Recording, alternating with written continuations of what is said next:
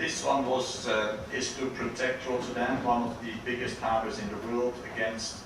sea storms.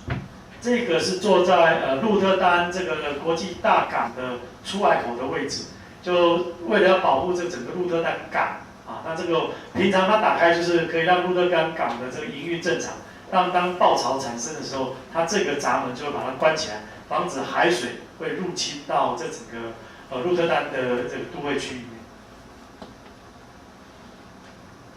So here you see that because of the 1953 flood, the Flood Defense Act came in, and here there are some of the, principal elements. One of the, very important points is that we designed a system for overtopping of areas through dikes, construction of dikes, with criteria such as here 1 in 10,000 per year for the coastline, 1 in 4,000 per year, which is this area, 1 in 4,000 per year, then a chance of 1 in 2,000 per year for the yellow parts, and the least protected, you can say, areas are in the southeast because they are also highest areas. So the system of,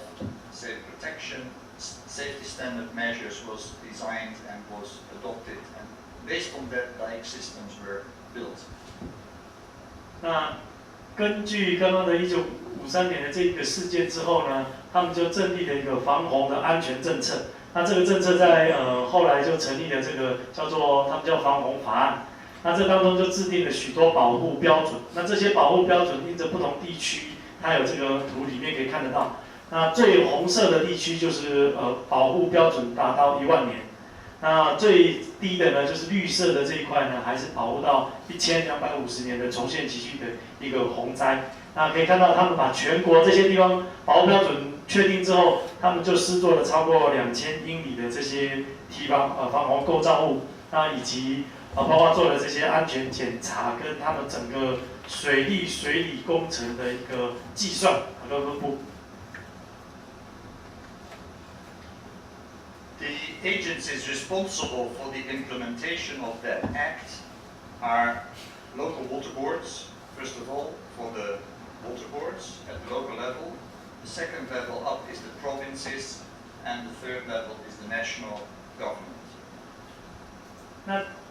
刚刚的那个整个法案里面呢，其实不只是这些工程，其实也将各自从地方到中央不同阶层的政府所要承担的责任跟义务呢，都在这个法案当中做了一些规范。那这当中就刚刚讲最底层的呢，就是他们的 Water Board 的这个组织。那再来呢，就是他们的省，就是他们的区域性的。然后最后还有国家要制定的由他们这个整个基础建设环境部的这个部门来做主要的负责。This was, it says, is the current situation, but actually it was, because since a couple of years we are changing to include also in the responsibility, as I said, the scientists and also the NGOs and even the private sector. So it says current, but it should be, it was. 他刚刚特别强调这一个呢，就是从1995年之后本来定下来的，不过就是后来有一些变迁，也就是刚刚提到为什么，包括学术界政府的制定政策的跟这些就因为大家承担的角色跟所要承担的义务呢，其实当中开始做了一些整合跟调整。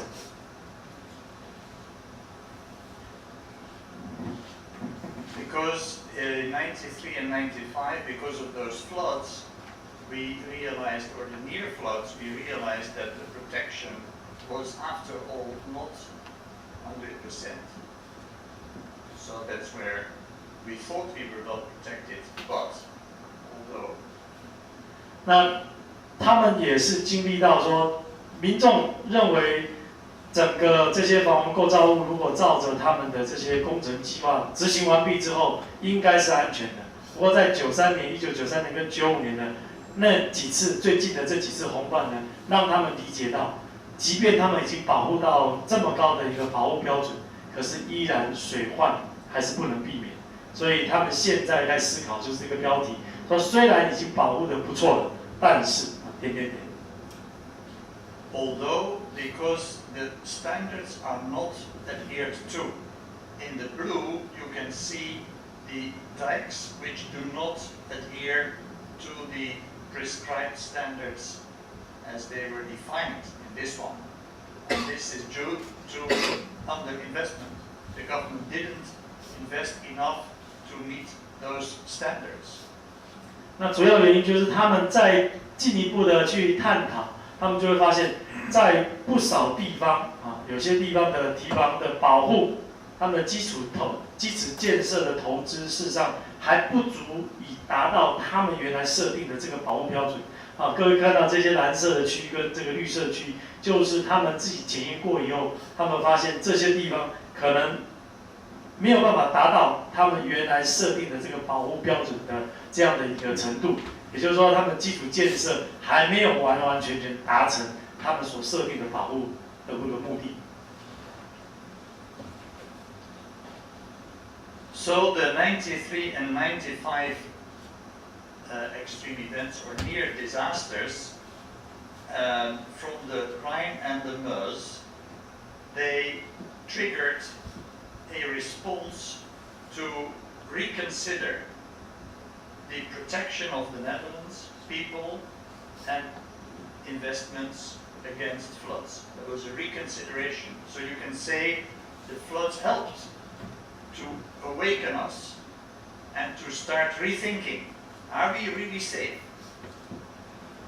也就是说，这1993年跟95年的最近这些洪灾呢，其实扮演了某一种角色，就如同这个最后那个开枪射击的那个扣了扳机的这个动作，让民众重新觉醒来。即便这些设施做了，那他们的保护跟这些措施是不是能够带给他们真正的安全，让他们可以对这整个水的这整个环境跟工程呢，做一个重新的省思，也重新的再次探讨。And the response was actually quite interesting. At the time, we knew that climate change was already happening. So in addition to looking at the adherence to standards, the government also brought in considering climate change. And the second was that the government also understood that it is not the government's own responsibility or the only responsibility, the responsibility of only the government, but there was also a realization that the government had to make partnerships with NGOs, with the science community, with the public. And the third one, because of the disasters, there was a political and, say, readiness to liberate funds for research and for projects, etc. So the disasters were actually, you can say, a blessing in disguise. 那刚刚提到这个洪灾开始启动了整个国家对这件事情的一些重视，那包括他们再回去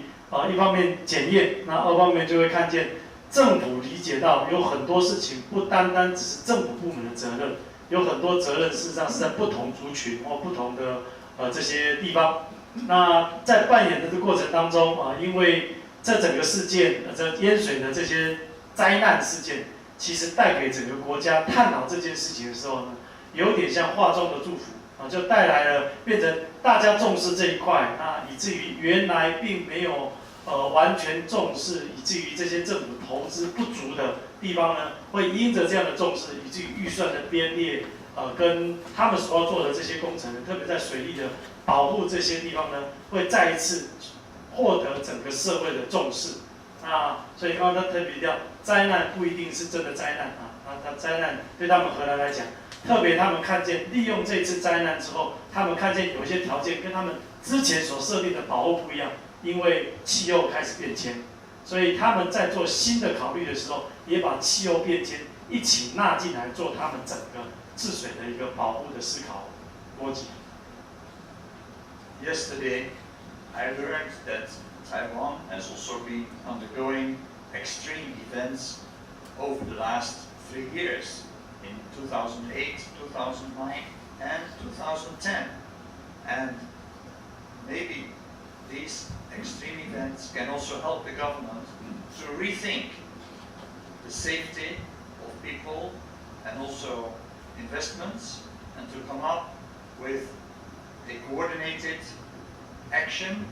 in response to, and maybe to prepare for, extreme events which may happen in the future. 那这个是昨天提到，就是说他发现台湾在过去3年呢，我们几乎大概也碰到了几次非常非常重大的这些水患的事件，包括2008年、2009年跟2011年。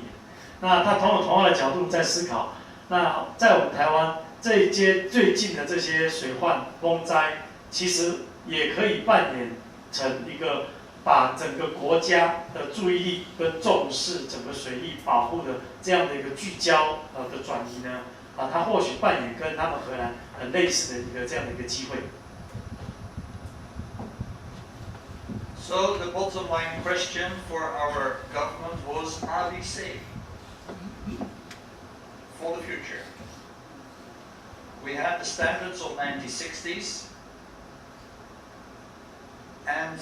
we considered safety not only in the short term, but also in the long term. And for the long term, we took into account climate change. 那他们在思考这个未来，就是现在接下来怎么治水的一个思考里面呢，最主要他们不单单只是思考过去的经验哪些不足还要再做，他们也去思考再长远的这个国家如何让大家可以安全的居住在这些地方，所以他们把气候变迁呢就放在对未来水患防治里面的一个重要因素。